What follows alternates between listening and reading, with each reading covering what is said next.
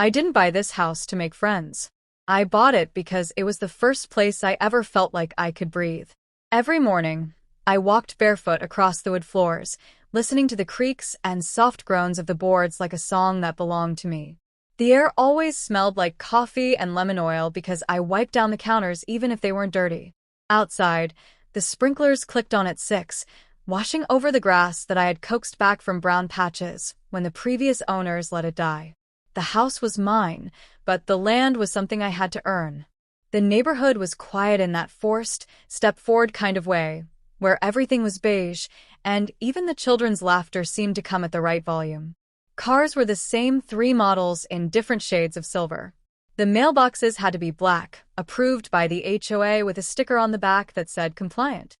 God help you if your sticker peeled off, because they would notice. They always noticed. Most days I felt invisible, and I liked it that way.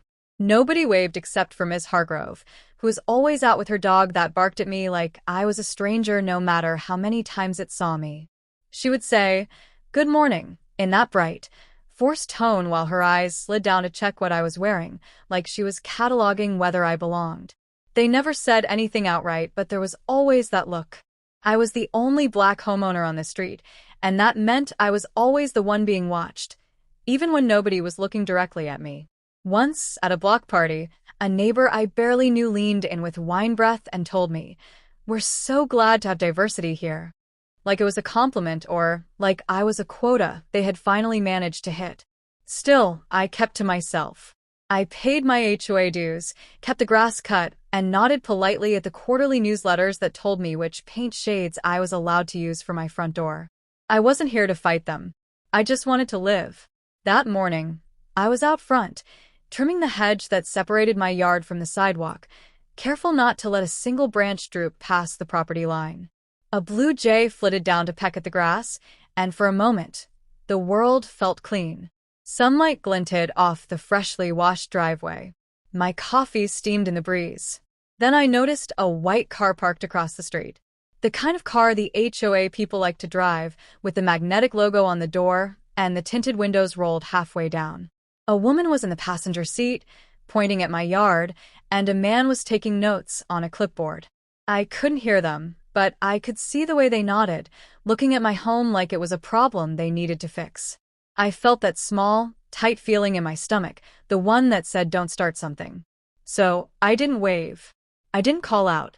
I just watched, hedge clippers still in my hand, as they pointed again at the patch of grass near my porch, and then at the driveway, writing down whatever they thought needed correcting.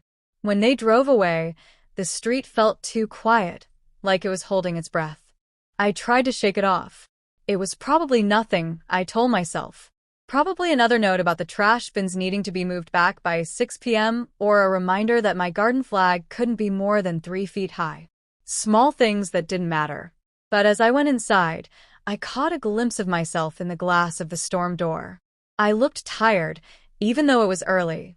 There was a smudge of dirt on my cheek, and I wiped it off, trying to smooth my face back into the calm expression I wore around here. Because here, you couldn't look angry. You couldn't look annoyed, or inconvenienced, or even mildly frustrated.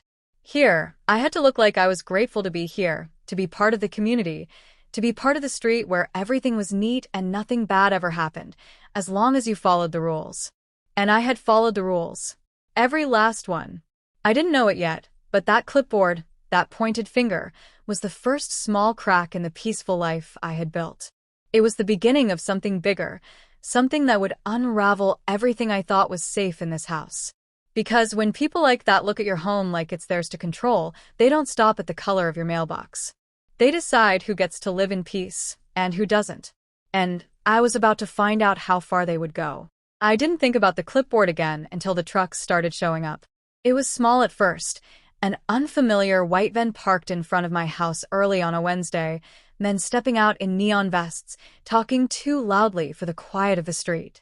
They unrolled measuring tape across my front lawn, walking back and forth like surveyors. One of them waved at me with a bright, forced grin before continuing to pace across the grass I had spent 2 years carefully bringing back to life. I stepped out onto the porch, coffee cup in hand, trying to keep my voice calm. Can I help you with something? The man closest to me looked up, squinting against the sun. Just doing some measurements, ma'am. Won't take but a minute. For what? He paused, glancing back at another man who was now holding a clipboard, scribbling something down. The man shrugged. For the event, I guess. What event? He gave me a look, like I was the one causing confusion, then tipped his chin politely and went back to measuring, ignoring the question entirely. They left soon after, rolling up tape measures, stepping around my flower beds with muddy boots, leaving flattened patches of grass behind. When they drove off, I stood on the porch for a long moment, the coffee cold in my hand, watching the street settle back into its fake quiet. That night, a slip of paper appeared on my porch, tucked under a small rock. It was from the HOA, of course, printed on thick white paper with the association's logo embossed at the top. Dear resident, it began, which was how I knew they didn't think of me as a person, but as a unit on their ledger, a checkbox on their map. We are pleased to inform you that your property has been selected as the venue for our upcoming community wedding event.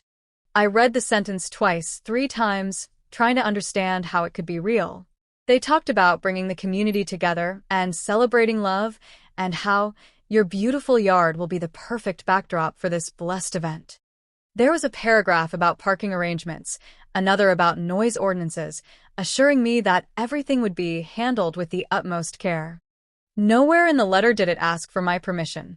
I could feel my heartbeat in my ears as I folded the letter carefully, sliding it into the drawer next to my keys. For a moment, I stood there in the kitchen, the smell of lemon oil and last night's dinner lingering in the air, and tried to convince myself it was just a mix-up, a clerical error they would fix if I called. Because people didn't just schedule a wedding at your house without asking.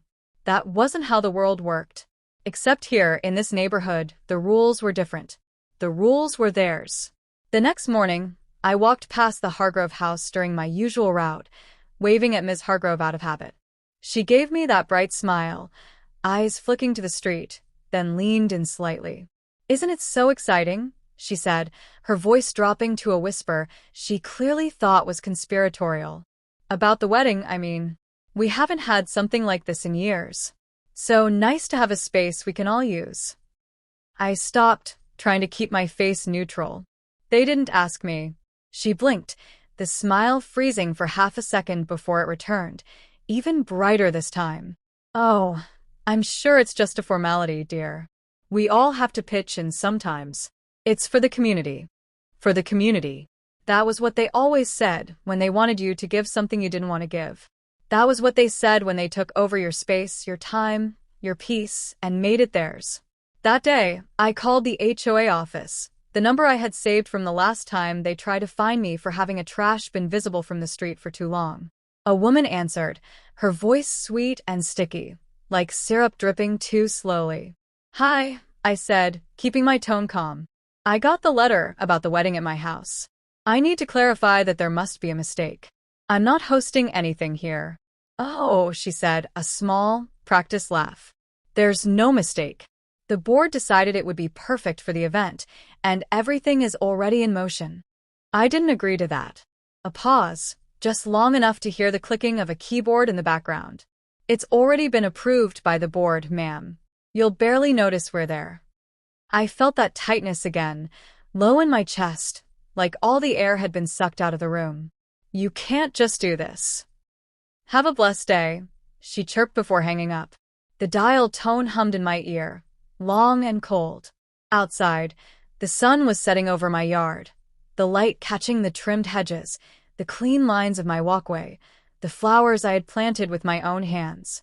They had decided it was theirs, and they didn't even bother to ask. I tried to pretend it wasn't happening. I woke up each morning at the same time, walked barefoot across the wood floors, and opened the curtains to let the sun rise in, painting gold across the walls I had chosen and paid for. I still brewed my coffee, still listened to the sprinklers click on, still wiped the counters down with lemon oil, even when they were already clean. But the peace wasn't real anymore. Because every morning, there was another van, another truck, another stranger stepping across my grass with heavy boots, setting down folding chairs and boxes of floral arrangements in neat, organized rows. They moved like they owned the place, calling to each other about setback distances and generator access, all without glancing at me when I stood in the doorway. Once I stepped out, crossed my arms, and asked a young man what he was doing. He didn't even look up from the crate of white folding chairs he was arranging on my driveway. "Set up for the wedding," he said. "We're just about done here." "Who told you to do this?" He finally glanced at me, a flicker of confusion crossing his face before he shrugged. "The HOA. It's all cleared, ma'am." And that was it. He went back to his work, turning his back to me as if I were nothing more than the breeze. They started bringing in tents next, the big white kind you see at outdoor weddings, anchored with heavy weights that crushed my flower beds and dug into the soft soil of my yard. I watched them drive stakes into the grass, tearing roots I had nurtured, flattening everything I had built with their heavy, careless steps. Neighbors stopped to watch. They lingered at the edges of the lawn, whispering to each other, smiling like they were in on some delightful secret. A few waved at me, saying things like, "How exciting," or "Can't wait for the big day," while ignoring the way my jaw was clenched so tightly it hurt. Miss Hargrove stopped by with her little dog, cooing at the tents. "Oh, it's going to be so beautiful," she said. "Don't worry, dear. It's just for one day. You'll be the talk of the community." She didn't see the way my hands were shaking, or maybe she saw and chose to ignore it, the same way she ignored the cracks in her perfect smile when she looked at me. One afternoon, I tried to stop the crew from unloading a massive speaker system onto the lawn. "This is my property," I said, standing in front of the truck, blocking the dolly. A man with a clipboard sighed, flipping through his papers. "Ma'am, we've been authorized to set up here.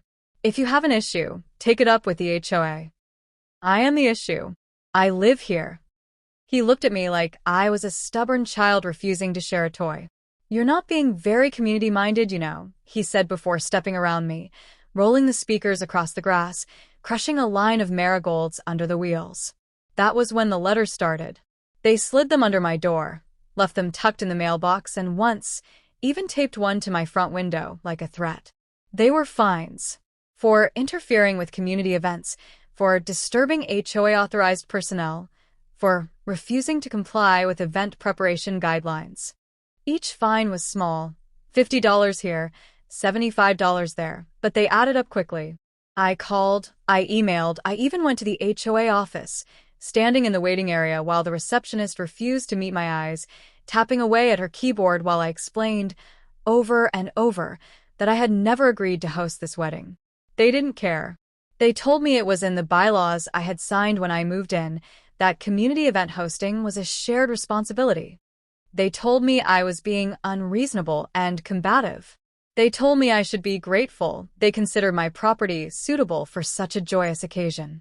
Outside the office, I sat in my car with my hands gripping the steering wheel, staring at the neat rows of townhomes across the street, every window reflecting the bright, cloudless sky like nothing was wrong. I could feel it in my bones. They were daring me to fight back. Because they didn't think I would. Because people like me weren't supposed to make trouble, weren't supposed to rock the boat, weren't supposed to say no. The wedding was only days away, and the tents were up, the chairs were lined in perfect rows, the flower arrangements were already wilting in the sun, waiting for a ceremony I never agreed to host. At night, I lay in bed, listening to the wind rustling the fabric of the tents, the creak of the stakes shifting in the dirt. It felt like an invasion, like they had come into my home and claimed it as their own, smiling and calling it community, while ignoring my voice entirely. And every morning, I would wake up, walk across the same floors, and tell myself, something has to give. I try to keep living my normal life, even as it felt like it was being erased piece by piece. Each morning, I still walked barefoot across the wood floors, reminding myself that this was my house, that I paid for it, that I built this piece with my own hands. I sipped my coffee while the sunrise spilled gold across the counters, the lemon oil scent clinging to the air, even as it was drowned out by the rumble of trucks outside. They were setting up the wedding stage now, hammering down wooden planks over the grass, driving heavy trucks up and down my driveway until cracks spiderwebbed across the concrete. Every hammer strike felt like it echoed in my chest. Every stranger walking across my lawn felt like a trespasser no one else could see. At night, the tents glowed under string lights they hung up without asking, swaying in the breeze, casting shadows that slipped across my bedroom walls while I tried to sleep. Sometimes I would catch my reflection in the window, face lit by those lights, and I would see the tightness around my mouth, the exhaustion in my eyes. I looked like a stranger in my own home, but the neighborhood loved it. People strolled by with their dogs, taking photos, calling out to the workers about how beautiful it would all be, how lucky I was to be part of something special. They didn't see me, or if they did, they chose to look away. The day before the wedding, the HOA sent one last letter, slid under my door like a final insult. "We appreciate your cooperation," it read, "and know that your contribution to the community's joy will be remembered." Contribution. Like I had a choice. Like I had been part of any of this. I stood in my kitchen, the letter trembling in my hands, while the sounds of laughter and the clatter of final preparations floated in through the open window. Someone outside shouted instructions about flower placements, while another called for a test run on the speakers. That was the moment it snapped. It wasn't loud, the breaking inside of me. It was quiet, like a door closing, soft and final. I walked outside, across the driveway, stepping over extension cords and around boxes of white tablecloths. No one paid me any mind as I crossed the street to the little rental house where Mr. Sanchez lived, where he parked his big yellow bulldozer out front because the HOA had fined him for keeping it in the driveway too long. I knocked on his door, and when he opened it, I saw the way he tensed, like he was preparing for another complaint from the neighbors. Instead, I asked, "How much would it cost to rent your bulldozer for an hour?" He blinked, then blinked again, and a slow smile spread across his face. "Depends on what you need it for." I looked back across the street at my house, the tents, the folding chairs, the wedding arch standing where my roses used to bloom. "Taking my yard back," I said. His laughter was deep, rolling, and it felt like the first honest sound I had heard in days. He didn't even charge me much. He just handed me the keys, told me how to start it, and gave me a pat on the shoulder. "Call me if you need backup," he said. The engine roared to life under my hands, loud enough to shake the windows of the perfect beige houses lining the street. Curtains twitched as neighbors peeked out, faces pressed to the glass. The workers on my lawn froze, turning toward the sound, confusion painted across their faces. I drove it slowly at first, rolling over the curb, across the sidewalk, onto my lawn. One of the workers ran up, waving his arms, shouting, "What are you doing?" I didn't answer. I drove straight through the first row of folding chairs, the metal legs snapping under the weight, the white plastic seats shattering. I rolled over the speaker system, crushing it to silence.